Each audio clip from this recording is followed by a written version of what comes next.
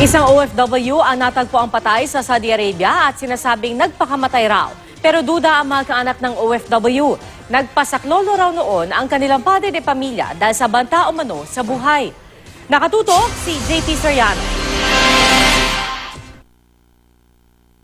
Maprinsipyo at dedikado sa kanyang trabaho. Ganito isinalarawan ng kanyang mga anak ang OFW na si Roger Dayanan.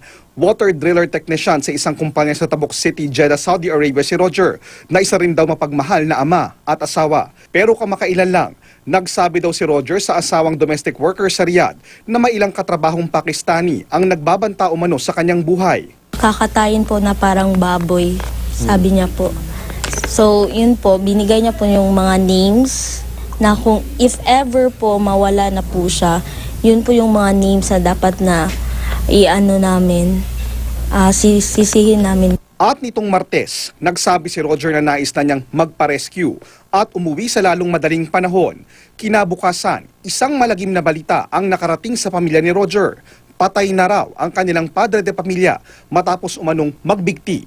Sabi ni Papa na gusto niya umuwi dito, magpa-rescue. Kaso hindi na rescue. Pinatay na siya. Malakas ang kutob nila na pinatay ang kanilang padre de pamilya. Hindi po ako naniniwala na pakamatay asawa ko. Foul play yan, sir. Sa mensahe ni Roger sa asawang si Hilda, ibinili niyang anumang daw ang mangyari sa kanya, sana ay mabigyan siya ng hustisya. Gusto niya po, umuwi na lang po sila dito para mag-business. Tapos yun po, nagulat na lang po kami, yun na lang nangyari. Kinausap ni OWA Administrator Hans Kakdak ang mga anak ni Roger. Iniimbestigahan na raw ng mga otoridad sa Saudi ang nangyari at ginagawa na rin ang autopsy.